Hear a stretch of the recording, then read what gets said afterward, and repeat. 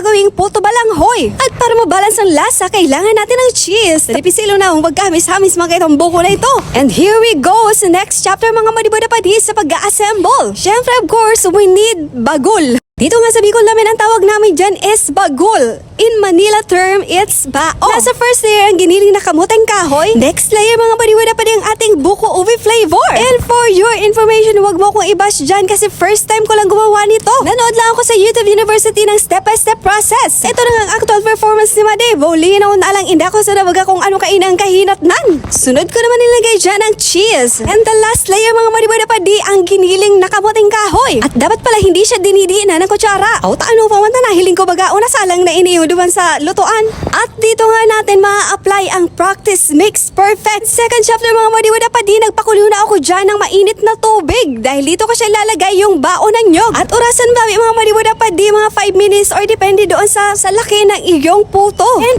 after 5 minutes na nga yan mga madiwada pa di, babaliktarin na natin ang putong ito. Bulino na alang bao ka man talaga awang kasi iba daw kulong kang agihan. And fast forward na nga tayo mga madiwada pa di, ito na ang pinakaunang finished product at titikman muna natin. Baka kasi meron pagkakamali o error, pwede pa nating ayusin. Pero hindi yung relasyon yung matagal lang sira, wag nang ayusin. O diba, look at that mga madiwada pa di. First time ko lang yan gawin kaya nalibaga ako. At mapapansin mga hindi masyado makapal yung balanghoy natin na kamoting kahoy kasi mas gusto ko yung mas marami siyang palaman. E nang hindi pwede pa baka ng talugi ng gansi mo. Sa inot na hungit, my goodness! Ang init! Ulinaw na lang kapara sa bakit ang kapasluan. But the taste is kulang sa asukar. Chares!